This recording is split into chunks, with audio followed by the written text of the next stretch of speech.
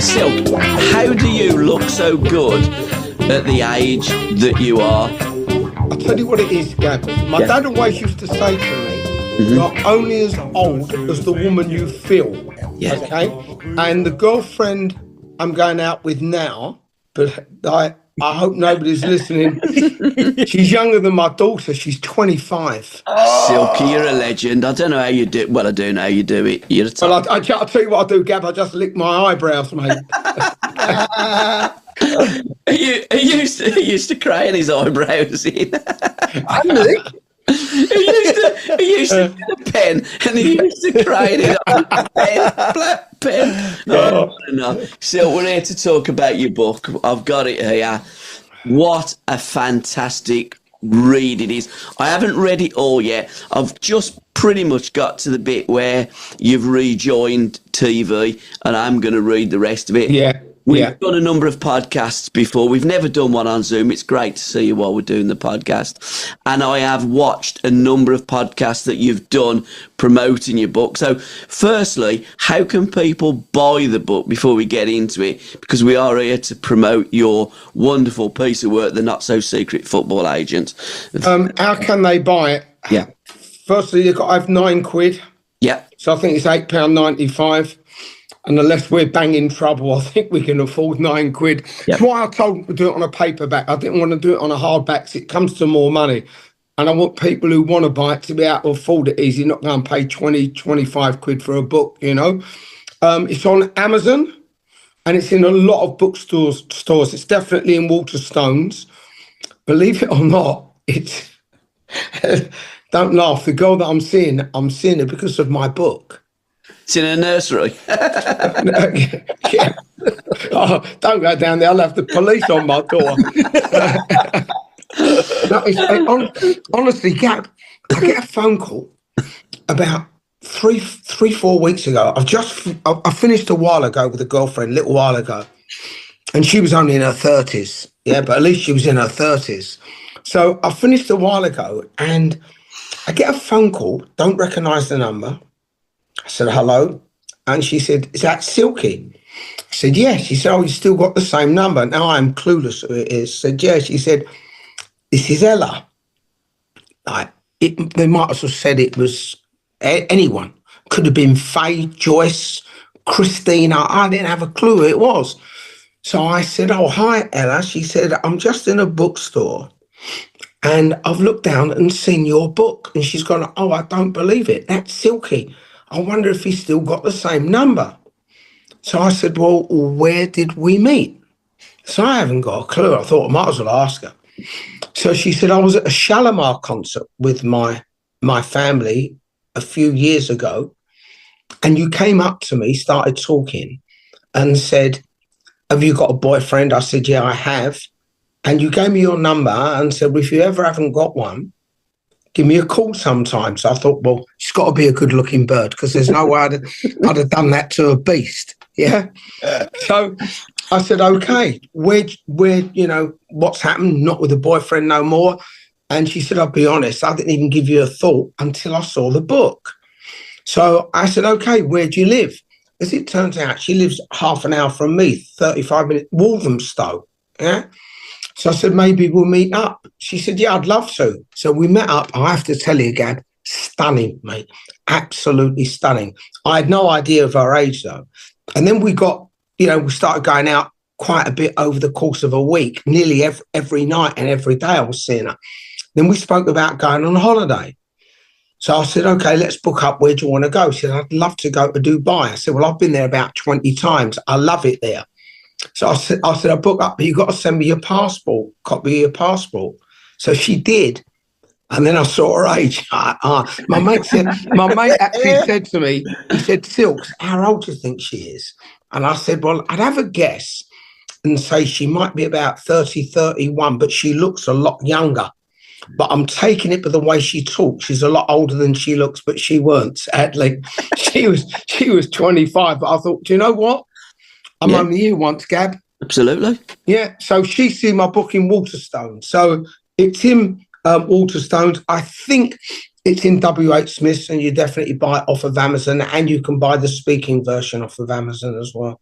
Yeah, you can, because I've got onto my Spotify account and Right. go through the audio books, and you can buy it via Spotify as an audio book as well. Yeah, I mean, to be fair, lucky for me, people are very honest with me because I'm very honest with people. Yeah, you are. So I don't like people to give me a load of nonsense, you know. Everyone who's come to me said they've read it, said, Silk, it's brilliant. We've absolutely loved it. And then the other week, a friend of mine was in Dubai, calls me, he said, Silk, I'm going to send you something. You're not going to believe this. He's walked along the beach. There's a guy on the beach reading my book in Dubai. I swear to you. Then I get another phone call on a video call from a friend of mine who would never normally video call me. So he said to me, you won't believe this. You've got to have a look at this. He said, I'm on a train in Poland and I've just got up and walked down the carriage and have a look at this. I'm going to walk back, have a look. As he's walked back, he's turned his phone round. There's a guy there with an iPad and all bits of paper and my book's on the table in Poland. It's like unbelievable. So at least it's getting around. It's gone to Dubai. It's probably the same bloke. He's gone from Dubai to Poland on holiday.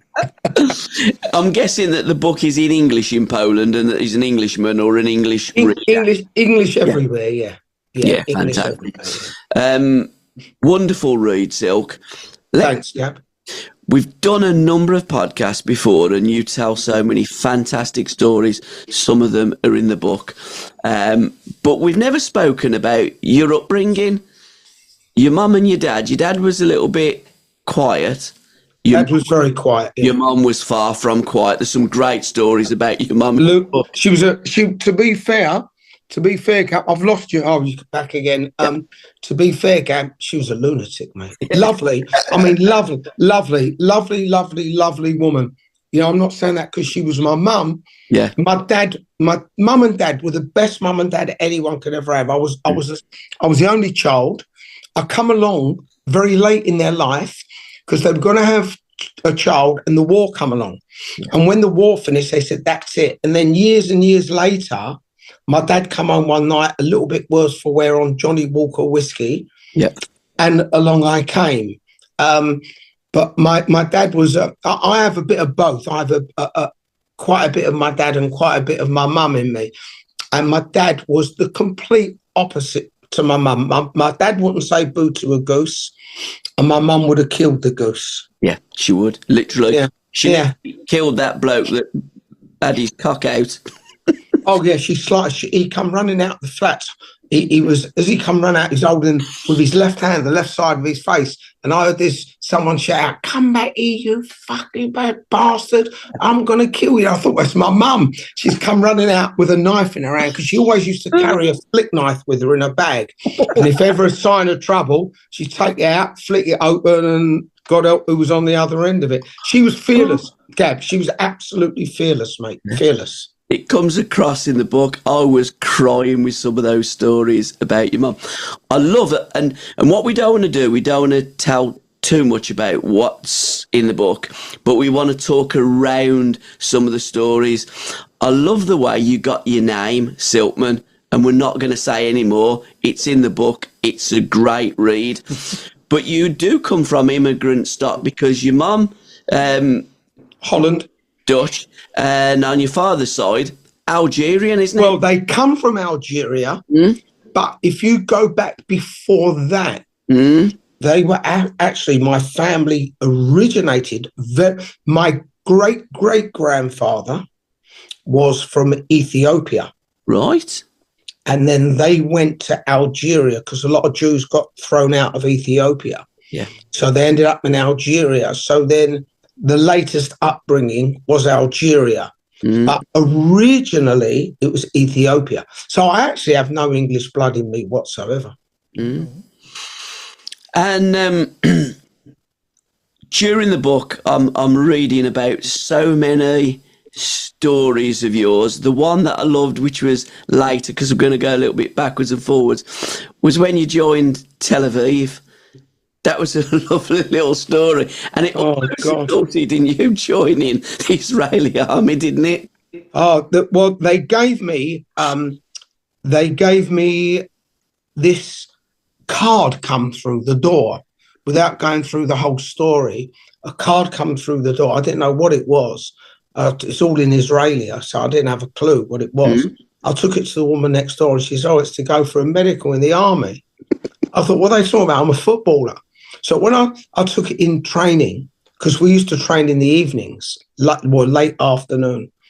And when I took it in, I showed the manager and he said, oh, yeah. He said, it's not a problem. He said, because all you'll be is a reserve and they'll just want you there 2 or 3 days a week. And all you'll do is take some training.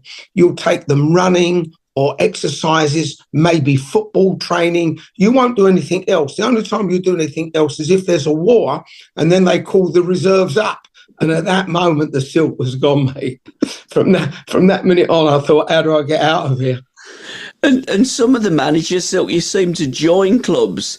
A bit of a manager as Jonah, and then the manager was sacked, and you were pretty much left on your own to fend for yourself with some managers that just clearly didn't like your style of play. Yeah, I mean, when I went there, I said to Pini Zahavi, who was at the time working in the newspapers, and he wasn't an agent then, but he acted as an agent in taking me there. Yeah.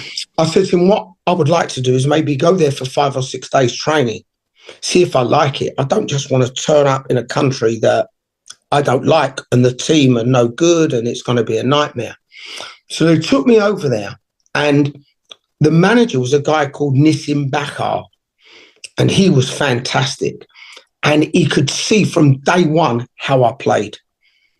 And he actually said to the owner and to the press, it's the best player I've ever worked with in my life. The others must have been crap, but that's what he said. So I come back and I really loved it. And he was terrific on football.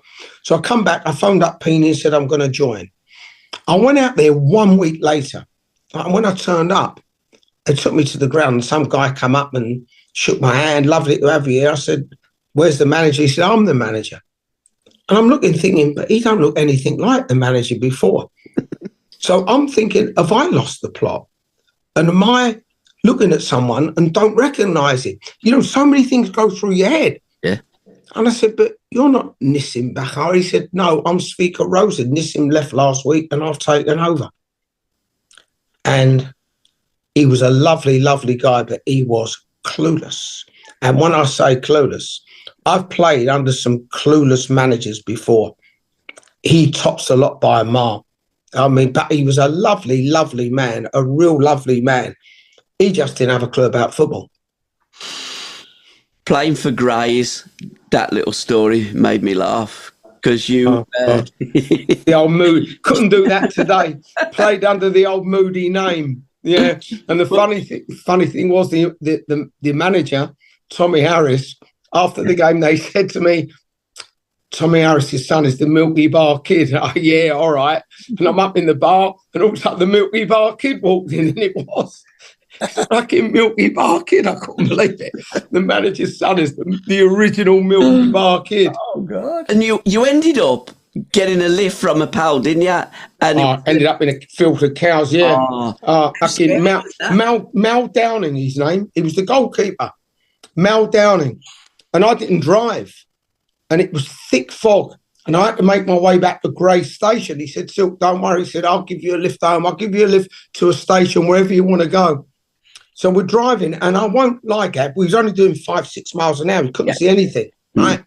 And he keeps opening the window, looking out the window. I don't know why. He still couldn't see anything.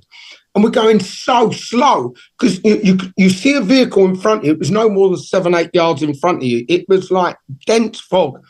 And we're driving. He said, I think there's a turn in here on the right. And I remember thinking, it feels a bit bumpy. And he's gone to me, Silk, he said, do you think this is a bit bumpy? I went, fucking bumpy. I said, where are we? He said, I'm not sure. He said, let's go out and have a look. We got out, there's all grass under our feet. Went about 10 yards walking, and literally right in front of me is this fucking great big cow. I've turned around. I've got back to the car and he's got the lights on so you can see it. I said, Mal, we're in a field full of cows. He said, I know. He said, shit. He said, I think if I turn round, I might be able to find my way out. We're thinking if you can't find your way out, you're banging trouble. Thank God he's turned round and we've gone out, obviously gone out the exit that we come in. But the cows, they could have just gone walking because obviously someone has left the gate open. Otherwise, we'd have never got on the field. Oh, God. I look back at that and I think, did that really happen, you know? But there was loads of stories in the book and during your career that you look at and think, did that really happen? I mean, you could make a film about your life story, couldn't you? Whether growing up playing football or the football agent as you are now. Yeah, no, you're right, Gab. I look at some of the things that happened to me, sometimes still happen now. My late ex-wife, God rest her soul, she used to say to me, I'm sure you've been born before because too many things happen to you that are just either complete coincidence or none of them make any sense, but they end up making sense, you know? And so many things have happened to me that if they were in a film, people would say, well, that can't be real. They've just made it up. And even then, to make it up, you'd have to have some incredible imagination. But they did really happen. Everything in that book actually really happened. And it was mad the way that you left some clubs, like certainly when you left Brentford, you know, you had an agreement if a bigger club and TV come in for you, and it was with their blessing. You left Hereford and you didn't even receive the only medal that you got from playing football. No, I'll tell you what, I was gutted. Gabby, even today, to this day, I was still gutted. We all got our medals after we won the league, which is now the first division, so went in the championship. And we played a charity game at the end of the season. And at that charity game, they put all the medals around our neck.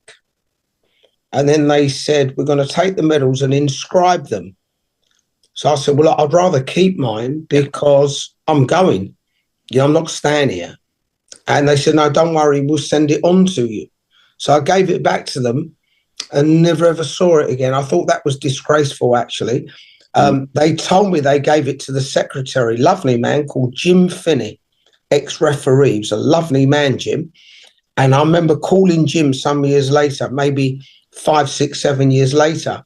And he said, they didn't give it to me, Silky. I didn't even get one. He said, I was really pissed off. So I don't know what they'd done with it, but I was gutted. It's the only medal I ever won in my career. And in effect, they nicked it from me. Have you approached the club since and said, look, you owe me a bloody medal, I'm sure, or no BFA or anything like that, maybe that they could get you a medal made up and present it for you? I mean, I'd love them to, Gab, to be honest, mate. I've never contacted anyone. The only person I contacted, as I say, was Jim Finney. That was it. And I was the older I've got, the more gutted I've got, because I'd love to have left that to my son or to my grandson. I'd love to have left it to someone. Not that I'm going anywhere for the next 30 years, 40 years, still be around. I've got to be because of this Richard, you know. But I would absolutely love to have had something from my playing days. Yeah. I haven't, you know. Did you ever have the opportunity to go and play out in America in the NASL? No. Strange. No. Lots of players of your generation went out there, they had contacts. I mean, you have got so many contacts. Your book must be as big as the Bible. Yeah, I mean, I've got to be honest, I've left half my contacts out of there. Yeah, you know, because people would have thought, well, you know, like, how does he know him? And how does he know her? And how does he know him? And, you know, and sometimes you think, oh, he's being a bit flash. You know, you might mention, Dionne Warwick or Tom Cruise or whatever. And then people go, oh, he's being a bit flash. So sometimes it's best to just leave things out. But I have got amazing contacts. I always have had. Yeah, you have. You know, spent the last 25 years, 20 years especially, especially after I met and started working with David Guest. He introduced me to so many people, but I knew a million people before that. But no, it never interested me. Gab, I have to be honest, mate. I never pursued it. Nobody ever asked me if I wanted to go there or offered me a role there. One or two people said back then, have you ever thought about going out to America? And I just used to say the same answer all the time. Yeah, only on holiday. Yeah. So I never, ever pursued that line because for whatever reason, it didn't interest me. A story that I think really sums you up was from your time at Manchester City. I don't think that any other player would have done what you done for your friend. For Malcolm. For Sally. For Sally, for Sally. Maybe not. I don't know. I can't speak for anyone else. But she was a very good friend. I've known her since the Playboy Bunny days. Yeah. And obviously she met Malcolm. I knew her before Malcolm ever knew her. I knew her, all her friends, everybody. And she was having big problems with Malcolm. And she asked me to move in to help her with her problems. And at the time, I was just starting to win the players over, where they were beginning to understand that I wasn't flash. I was just having a laugh and even taking the piss out of myself, if you like. And I started getting on really well with a lot of the players. And I thought, what happens here? If I go and live with Malcolm, then how's that going to look? It's going to be horrendous. Yeah, you got a player, and then he's never dropping me. He's always playing me, even if I have a bad game. What happens if he still plays me? They're going to start looking at me a completely different way. But then I looked at me as a person, and I looked outside of football. Football was a job. Football wasn't my life. It was a passion, but it was a job. My life as a human being took me outside of football. And Sally was in a real bad way.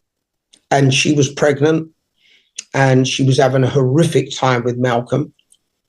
And she said, you're the only one that can help. She said, I've had one or two friends come up and stay. I used to be very good friends with a guy called Lenny Lawrence, who became a manager. He was a coach, a manager. And his wife at that time was friends with Sally. So she came up a couple of times and stayed. Her nickname was Jonesy. Everyone called her Jonesy. But she was there maybe once every 2 weeks for a few days. She had to get on with her own life. And I made a decision that her friendship and her well-being and her mental and physical well-being meant far more to me than me being a footballer. So I moved in. It was my undoing, and I ended up getting thrown out of the club. I look back, would I do the same again now, knowing the end result? And the answer is yes, I would. Yeah. Because I don't think it was a mistake. But it was a mistake what Malcolm done to you. And you didn't speak to him for years, did you? Never really spoke to him again. He approached me a few times where he put me right in on the spot where I really had to speak to him because there was thousands of people there. So I had to a few times, but no, I didn't have a conversation with him again. All my respect for Malcolm disappeared, Gab. All my respect disappeared, mate. Everything disappeared. I just lost everything for him. The love for another manager, though, a stroke coach, would never, ever disappear, and that was TV. I mean, a great influence on your career as well. Massive. He made me the player I did. Yeah. And in a way, I think I helped to make him the coach he was, because he used to come to me. Not a lot of people knew at the time. He used to come to me and ask me a lot of things about a lot of players and what he should do in certain instances. And when I told him, he never once did the opposite. He would always do it and then say to me afterwards, Silk, you were right. Silk, you got that right. We had a great rapport in football. He was very, very close to giving me a job at one time, but I just wanted to carry on playing.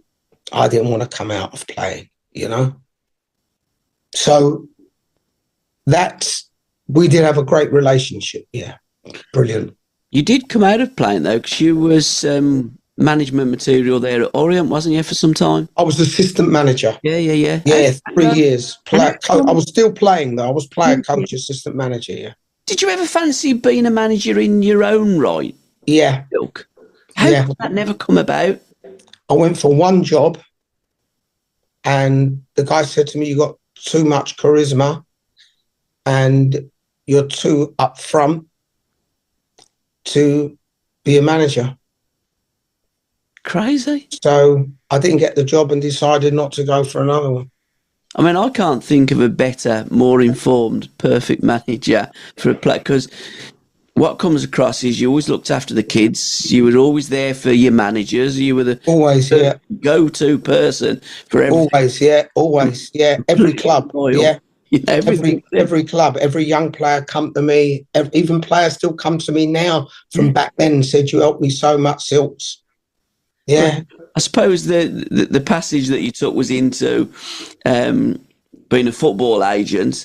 I mean, you stumbled across that. Some fantastic stories. Yeah, I'll let people get the book to read that. Oh, yeah. Absolutely. But there are, I mean, I love the bit, and we're not going to talk about it, but you didn't realise that the Wimbledon manager was Joe Kinnear, did you? Didn't have a clue. And Joe was a great friend of mine. I never watched the game for over 4 years, Gab. Yeah. Not even a match of the day. I fell completely out of love with football. Yeah. And when they said Joe Kinnear is the manager of Wimbledon, I thought, what's he doing as a manager? JK, you know, I didn't have a clue. And all the people that were still in the game were all ex-friends of mine. And either they were managers when I was playing, or they were teammates, or I played against them. And I couldn't believe how many people I knew had become managers, because not watching a game, I was clueless. And literally, it was only your missus saying, "Silk, watch Match of the Day." And yeah, she said to me, "Why don't you watch Match of the Day?" I went, no. She said, "No, watch it. I watched it. Wimbledon were on. The left back was useless. After I said, got to interview Wimbledon's manager, Joe Kinnear. I thought, Joe Kinnear? What's he doing as manager of Wimbledon? Last time I saw him, he was assistant manager. I think it was someone like Walsall or something like that, with Dave Mackay, the Spurs player, was the manager. I think Joe went around with Dave. And I thought, well, the left back that I've got, he'd get in that team. And then afterwards they said, are you actively looking for players, Joe? He said, yeah, for next season we're looking for a left back, because we sold Terry Phelan to Manchester City. We played a young kid today, but he's not ready, so I need a left back. It was like the gates of heaven had opened up. I convinced him to buy Alan Kimball, and that was it. It absolutely just took off from there. And he didn't want to buy Alan Kimball, by the way. He said to me, I've heard he's not good enough. I said, well, you heard wrong. But again, it's like you had no idea how much the players were on, and you got Clueless. No idea, had you? And Clueless. You pretty much said, Silk, have a look at that, see what they're all on, and just offer me something. He took all the contracts out. He said, I'm going out for half hour. I'll lock the door from the outside so no one comes in. Yeah.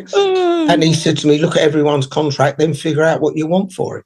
So I just went through everyone's contract, and I said, Joe, the average is about 700 quid a week. He said, all right, let's give him 800.